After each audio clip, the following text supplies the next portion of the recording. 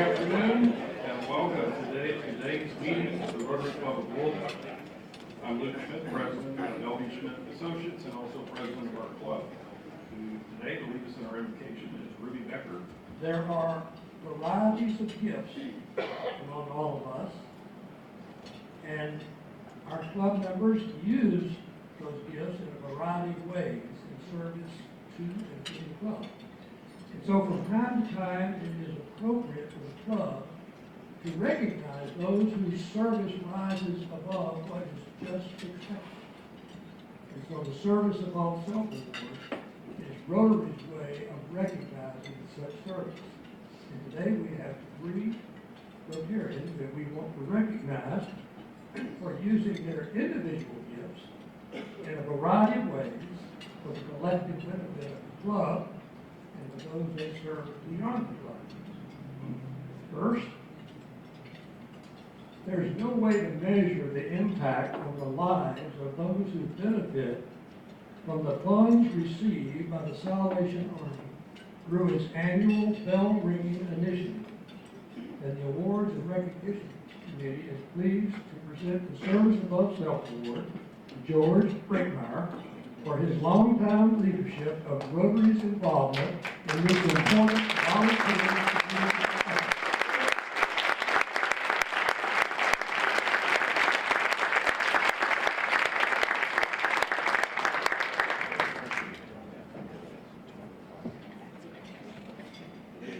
He wondered why he was sitting up here at the head table.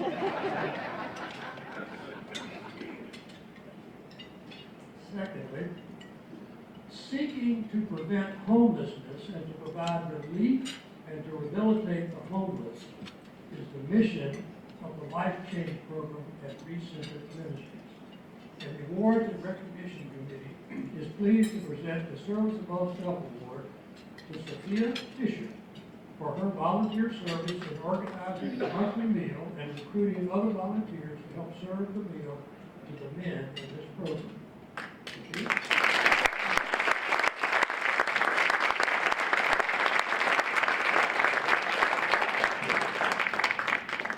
We no longer have to meet after the meetings. Oh, I understand. I'll forgive me for telling me I need to see her after the meeting.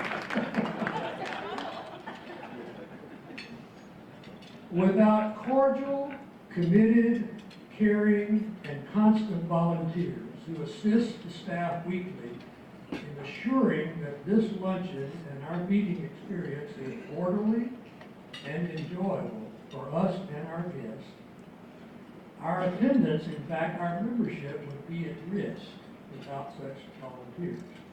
So the Awards and Recognition Committee is pleased to present the Service Above Self Award to Lowell Platt for eliminating that risk as he lasers everyone who walks through the door.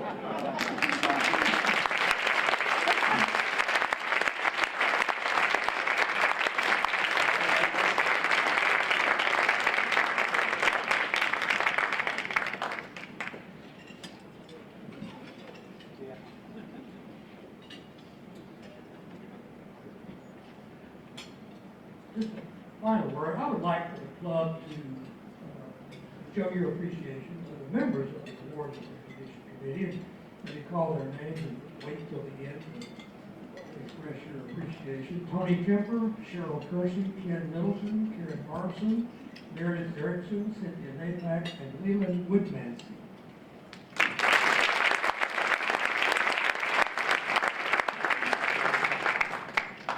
Thank you very much, Barry. Congratulations to all 3 of our Rotarians for all that you do to make our club and community better.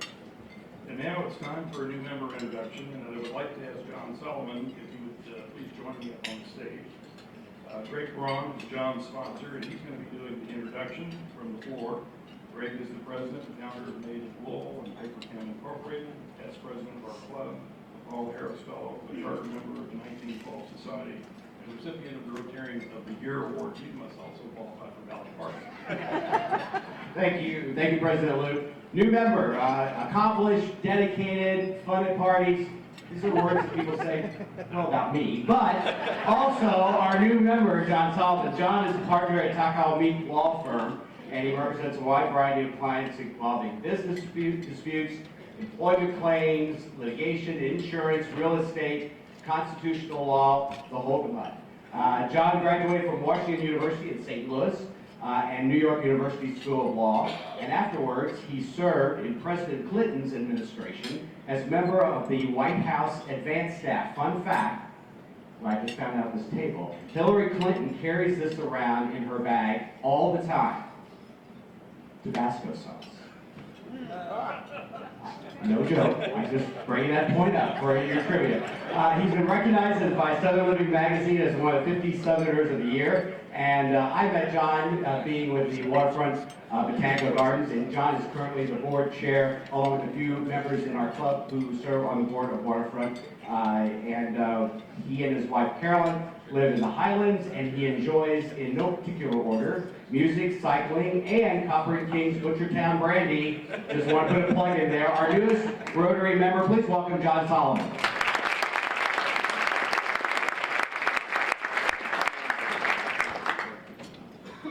Thank you, Greg, and congratulations, John. Now I have a couple of quick shout-outs. First, shout-out to Namal Azir and the Muhammad Ali Center's launch of the Stingrays Swimmer Scholar Program, which provides college readiness support and competitive swimming skills to underserved African-American students. So, Donald, if you're here, congratulations.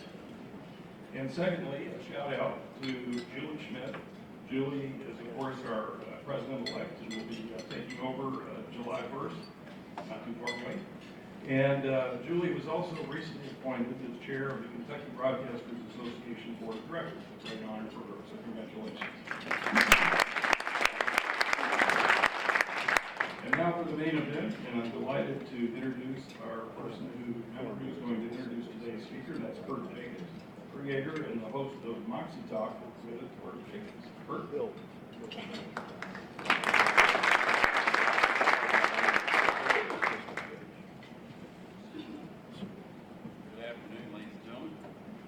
You are in for a rare treat. A little background on our speaker.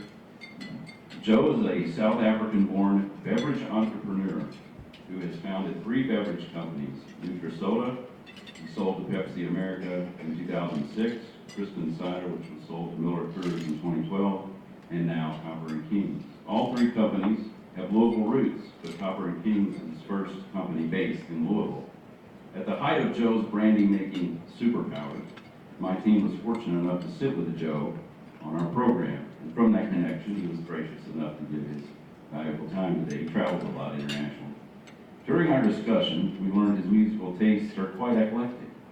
So if you were to ask Joe, his ideal soundtrack would feature My Morning Jacket, Wilco, Hound Mouth, Nick Cave, the Modern Jazz Quartet, Herbie Hancock, The Clash, the Jayhawks, Marvin Gaye, Bob Marley, anyone I missed, Wilson Pickett, the Cherry-Faced Lurchers, and Bright Blue.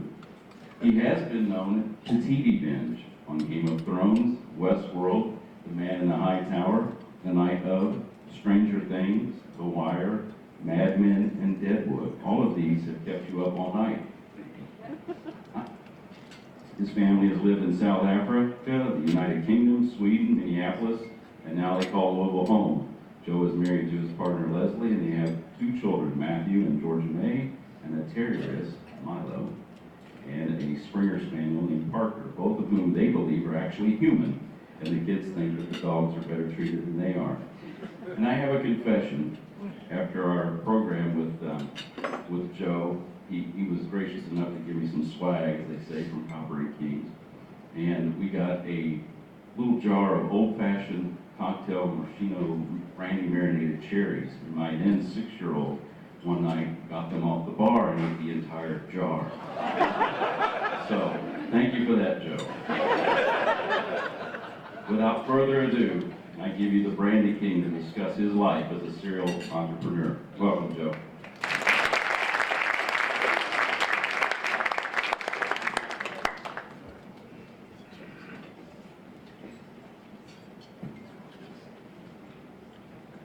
My greatest biggest superpower is making money disappear like nobody on earth.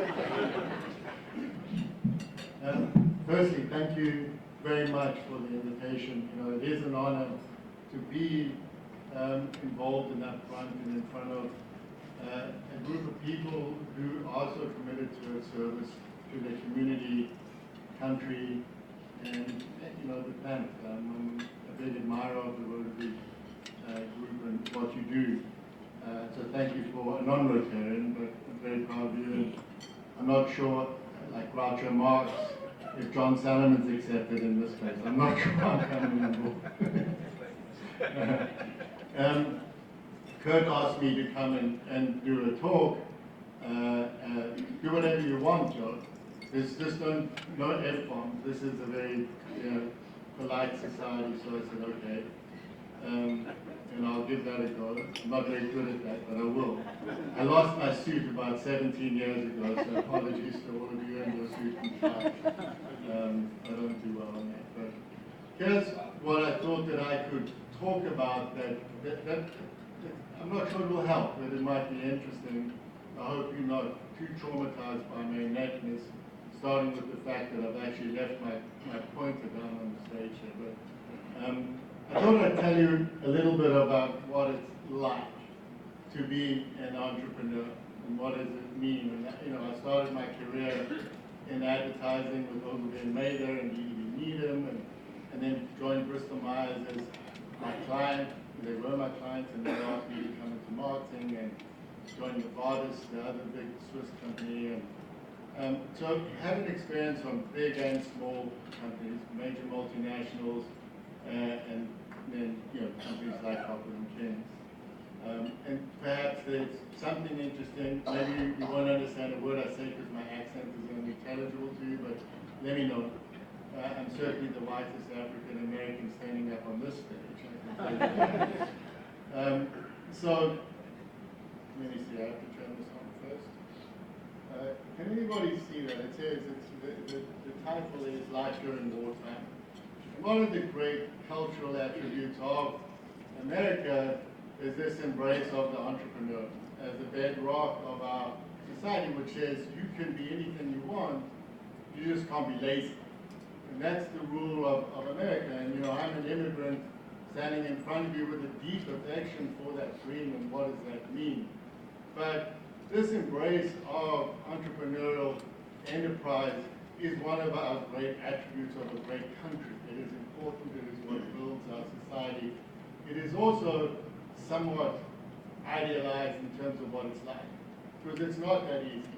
There's a lot of ups and downs, there's a lot of drama, there's a lot of highs and lows that you go on, and the fact that we remember the success stories and forget the pain and suffering is also one of our great cultural attributes, and that's something why I think is important. I'm going to show you a video because as an entrepreneur, there's a saying, you always be closing. Don't ever watch Glengarry Glen Ross, because that's my life. It's really depressing. So, but I'm always sad. So I'm going to show you a little video. Hopefully at least half of you have come to Copper and Kings and seen it. So this is for the other half that haven't. So this is Copper and Kings, which I think was the best distillery in over 4 years in a row, which is quite something for a brandy distillery in Bourbon Country. So, Melissa, you can show the video. Does that help me work today?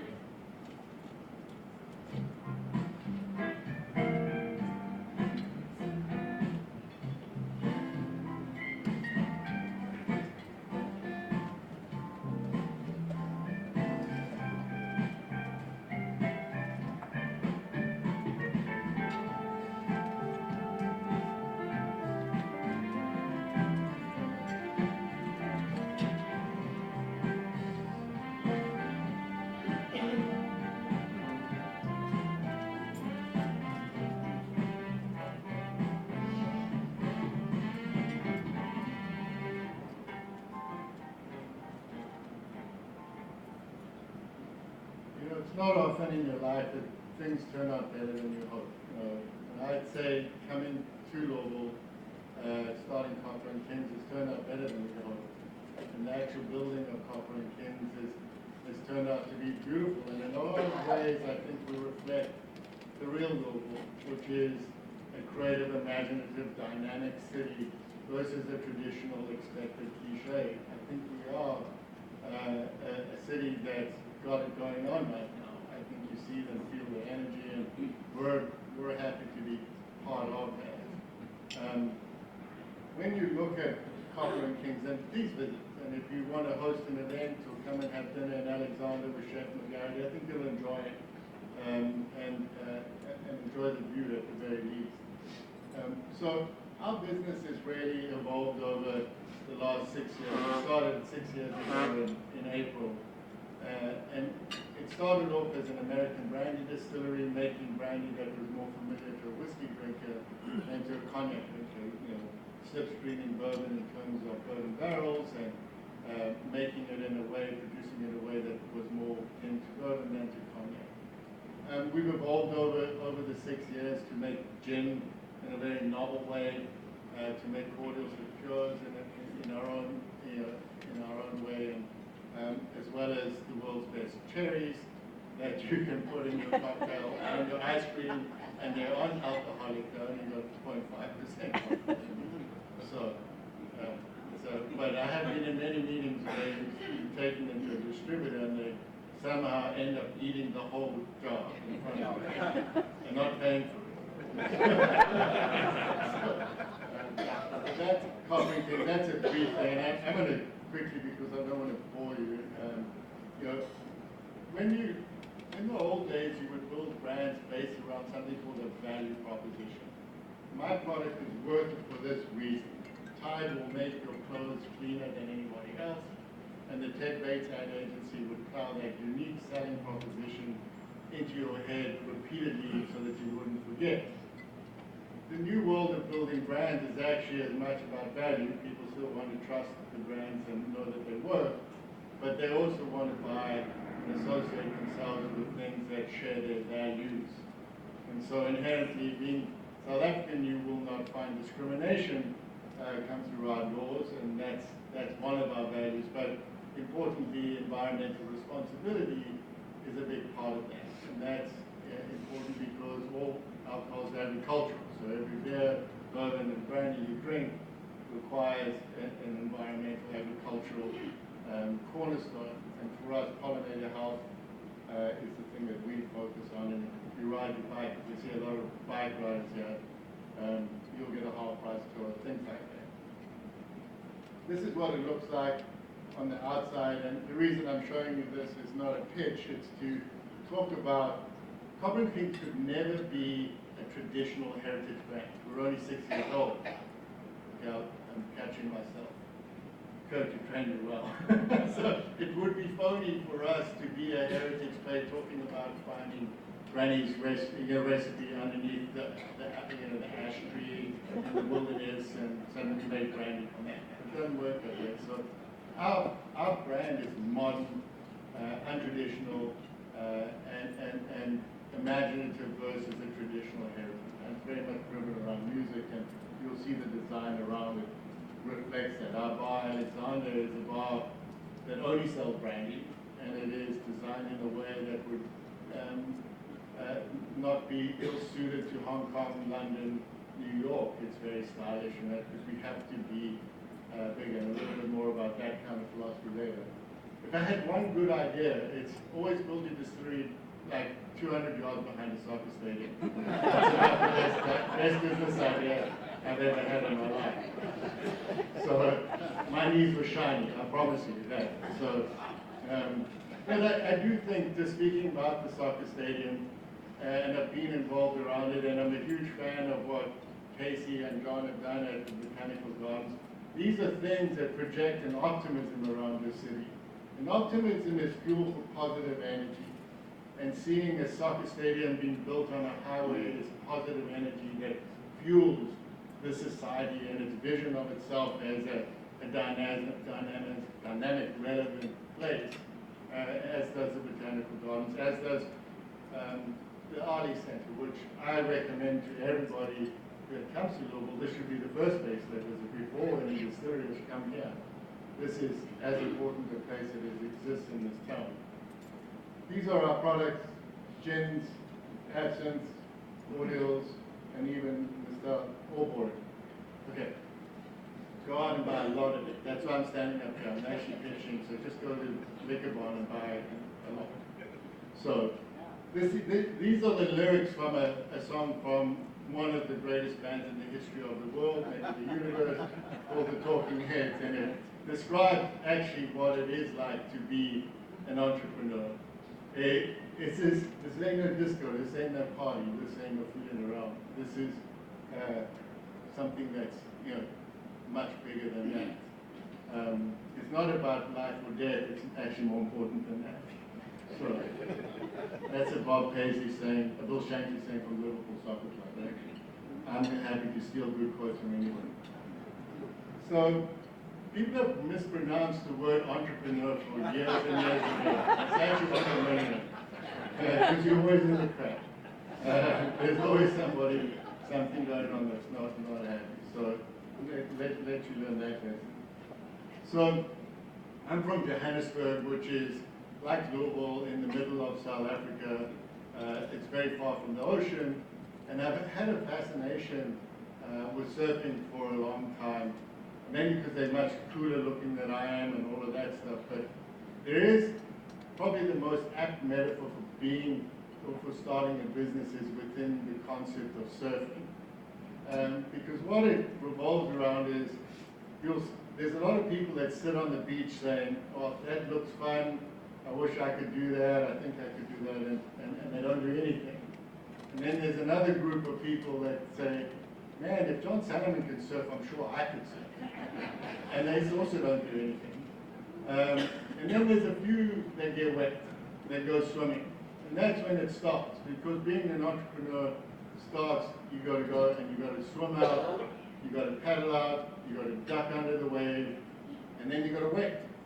And you got to wait for your wave, and you got to put yourself in the right place to catch that wave. And then it doesn't even end there. You got to catch the wave, and you got to stand up, and then you got to stay up, and then you catch a wave.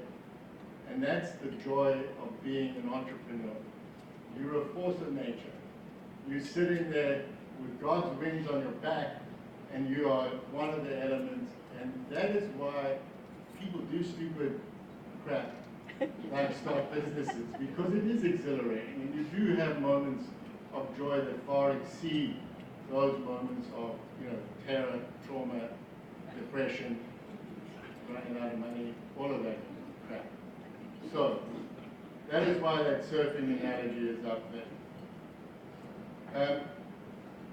South Africans are very given to aphorism. I think it's because we come from an African culture where storytelling is the way that you communicate, and you communicate through telling stories that illustrate what the point you're trying to make. And I've been doing this for long because I'm an old guy, and people started at work calling it the Book of Joeisms. So today, for your reading pleasure, I'm going to read to you the Book of Joeisms, and these are the lessons that I've learned over the years. I'll get back to that slide because it was hard to put in. But here's what it is. An idea is not a business. Okay? An idea is just an idea, and everybody has them. And the highest state of consciousness is the state of doing. And entrepreneurs inherently are doers. They're the people that get things done, make things happen. Because there's no show unless you go. So you have to do it. I think if anything that any of you take away from this, after this, it would be the next point, which is Leslie and I developed a business model of playing within market space, not within marketplace, to look at the next thing, not the now thing. Because entrepreneurs don't have enough money. I don't have enough money to compete with Brown Forman, with Jim Beam, with Diageo, or anything. So what is the gap that those giant players are not exploiting and not got into that gives me an opportunity as a small player to make my mark, to make the stand, to own the territory, and then play whack-a-mole on my little hill that I'm controlling, because that's what we're doing. And so don't take a knife to a gunfight, okay? And our philosophy is built on the Wayne Gretzky School of Management. We go to where the puck is going, not where it is now. Because that gives us a vacant space that we can control to whatever extent it is. And if I'd say we're really good at one thing, it's not even identifying the gap, which we really do well. It's not even determining whether there's a market in the gap. It's marketing the crap out of the gap and making it a market. We are really, really very, very good at that. When we started Nutri-Soda, everybody was launching Red Bull knockoffs every day. So we did sodas with health benefits. When everybody was doing craft beer, we did craft cider. And we made those categories, and we invented the categories. 6 years ago, there was no such thing as American brandy. There's cheap and sweet California brandy and cognac, and nothing in between that gap. And so we create those gaps. That's what we do when we do it. The slide that I gave before was called, you can only swim for one stick at a time. Okay? Most entrepreneurs are distracted beings, me included. You all have so many ideas and you just want to go and swim for every stick. You can only do one at a time. And once you've brought that stick to shore, then you can go and get another. But if a dog swims for 2 sticks and never gets one, you can't choose between the sticks. Have you ever seen my Springer Spaniel try and swim for 2 sticks? He goes there, and then she walks out and you have to throw 1 stick. So that's an important lesson for all of us. Trading water is the same as driving, just doing the same thing. Okay, it just takes longer to drive if you trade water. Okay, and so you've got to start swimming, and you've got to also understand that activity and productivity are not the same thing. Okay, you've got to, as an entrepreneur with limited resources, limited time, do the things that matter. And moving is not the same as moving forward. As I told you, I warned you about aphorisms. Yeah, there's a lot of them. They don't stop. When I have a friend, J.K. McKnight, who, when the phone rings, it says Mr. Execution. That's what he calls me. I'm Mr. Execution because mostly it's about being very practical, being very much on the ball, looking up and moving that ball forward. But I'd rather have someone that executes fast, super lucky, than being a great strategist that can do PowerPoint very beautifully. As you can tell, my PowerPoint's not very beautiful. And here's the other thing for all the bankers and investment bankers and whatever. The reality of a 5-year plan for an entrepreneur is going to change every 5 minutes. Because things change that fast in the context of small business. They're not predictable. They don't have history to build your models on. They change, they're dynamic, they're vital, and whatever. And so that is a truism that has been true of all of my businesses that we've started. Business is like a wheelbarrow, okay? You have to pick it up to move it. You can't just stand and watch it and pray for it to move. You have to do something. You have to move it. It helps if you've got someone to share the handle, but if you don't pick it up yourself and move it, stand up in front of rotations and make a fool of yourself, it's not a move. Okay, you have to do these things. You have to do the stuff that moves your business forward. You don't chop a lot of wood without getting splinters. Okay, there are going to be mistakes. Entrepreneurs make more mistakes, or the mistakes are actually more visible because you're in a smaller box. And a big corporation, if Humana make a mistake, it might not be as visible or relevant, but it's going to take a while to be seen. But a company like Copper & Kings, it doesn't matter if you make a mistake. The mistake's irrelevant. It's what happens after the mistake that's relevant. And it is a little cliche, but it doesn't matter. But failing forward is super helpful as long as you move fast enough to pick up your mess. That's the job, and as a small company, being nimble is your asset. Small companies need big personalities, so Copper and Kings is a big personality. People think we're much larger than we actually are, because we're much louder than we actually are large. I mean, we talk and we have this positioning, and it's that personality of imagination and invention is very helpful for us. I often say, I don't know if I'm allowed to use it, but I will. Okay, don't worry. Kurt has trained me. But you have to stand up and you have to stand for something, going back to the value system. But you also have to stand out and be noticed. And we're not only moving away from an era of value versus into value and value, we're also moving away from an era of differentiation without distinctiveness. Differentiation is actually a little easier because you can establish your granny's recipe dug up from underneath a tree in the garden, whatever. That is differentiated, but is it distinctive enough to be noticed and remembered and whatever? So Copper and Kings is meant to sound like a band. That's the resin band for the name. It's meant to sound like a band. I often say it's meant to sound like a band like the Kings of Leon, because absolutely nobody knows the music I like.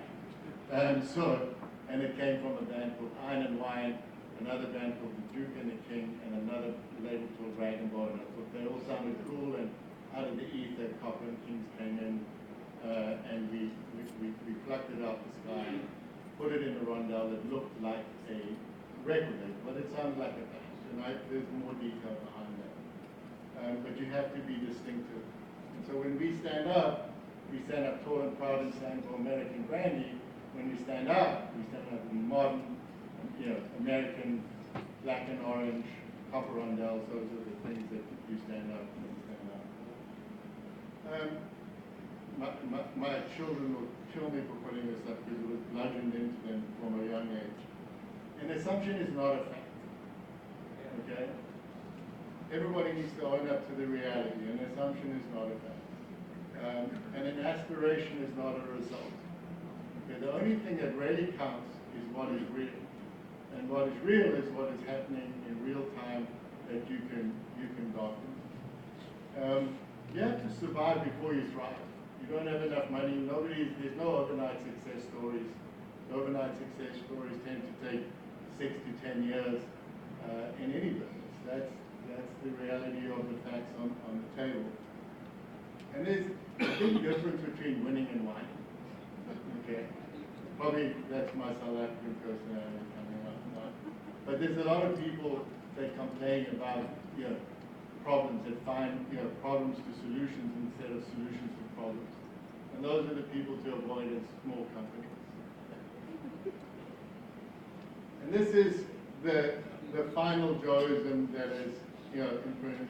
We're a little company, and I'm going to use the rugby analogy because you should hear from my accent that I'm South African, which is the home of the most handsome men and the greatest rugby players in the world. And if anybody from New Zealand or Australia wants to dispute that, we won the World Cup. So I can use rugby analogies to my heart's content until losing to New Zealand again, which would be the soul destroying. So, but slow is poison. Little companies have only one or two advantages that work to their favor relative to big companies. And the most important one is nimble speed, those things. And to use that rugby analogy, in rugby you get big, slow guys, you get small, fast guys, you mostly get big, fast guys, but there's no such thing in rugby as small, slow guys. Because you're going to crush. And that's true of entrepreneurs and businesses, and I hope there was some illumination, if only to practice translation. What did he say? I'm happy to take any questions. I don't know if I have time for questions.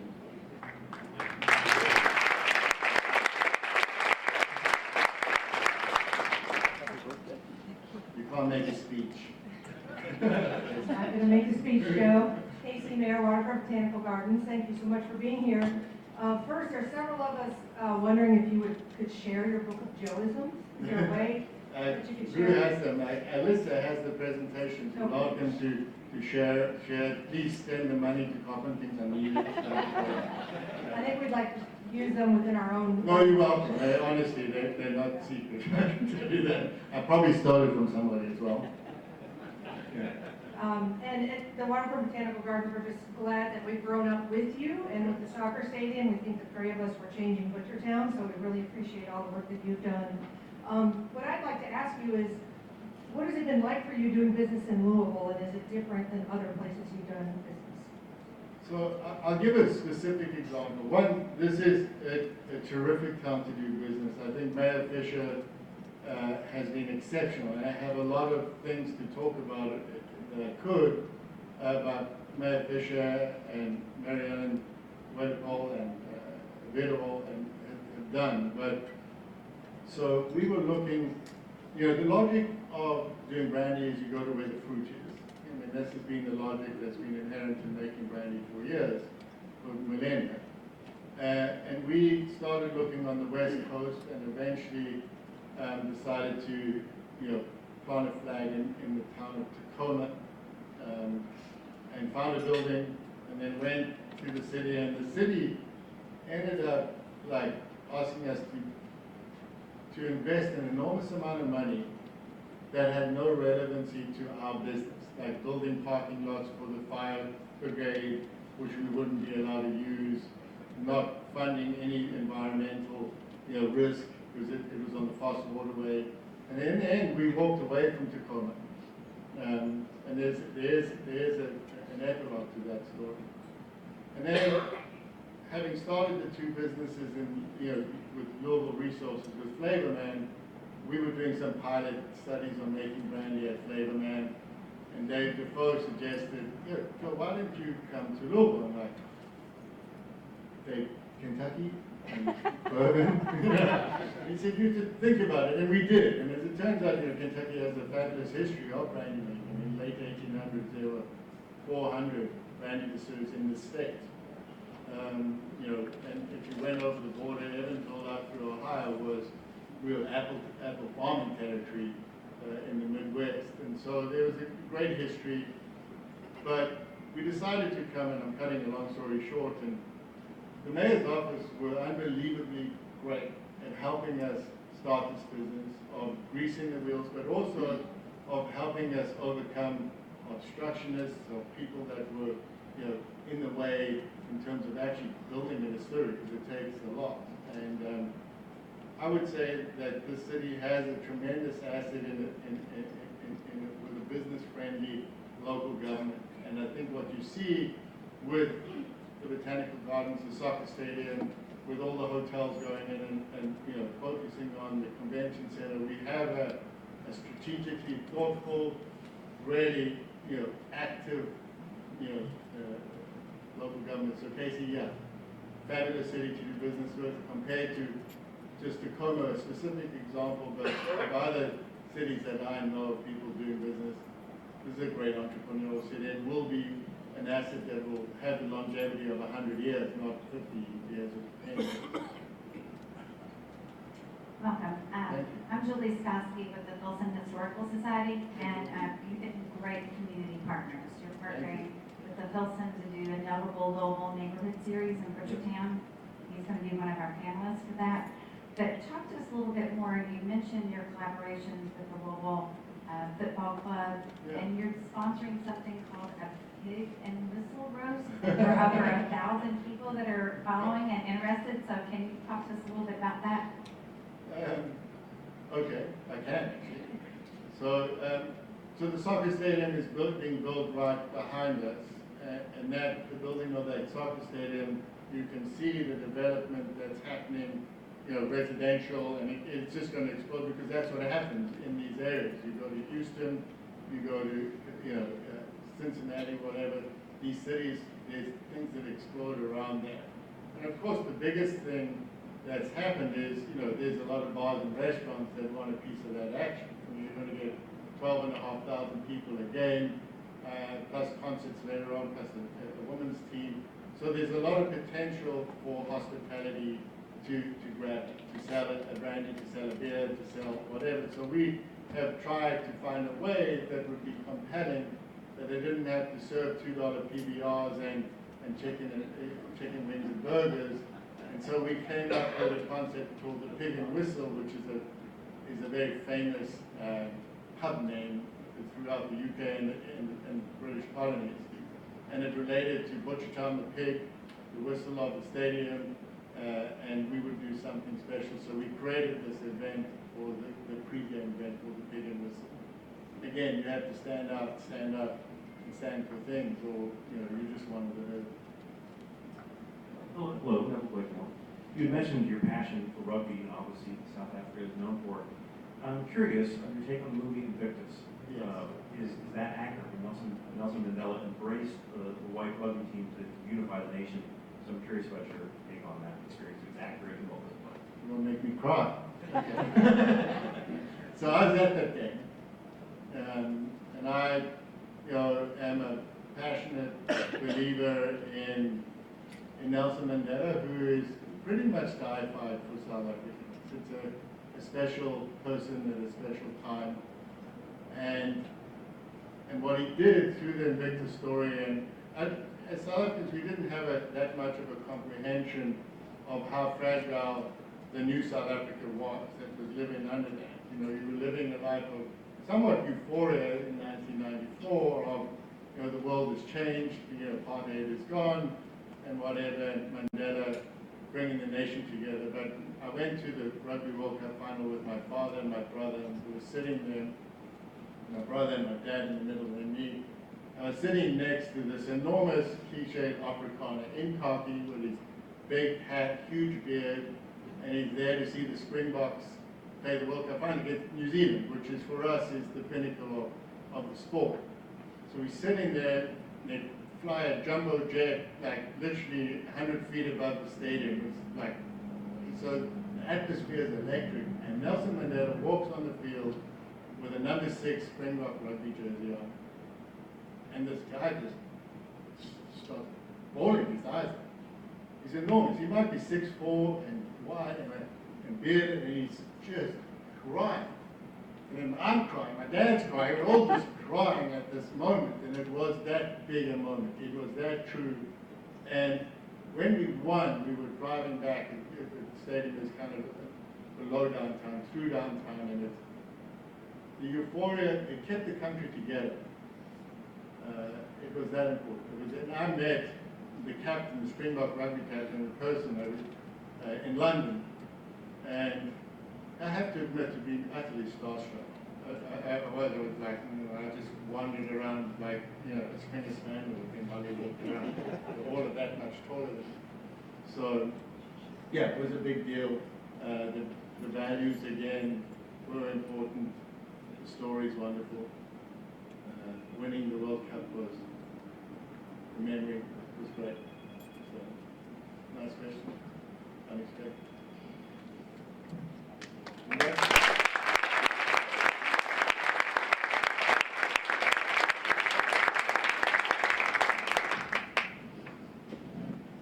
Thank you, Joe. That was a great presentation. We really appreciate your being here today. Let's give him another round of applause.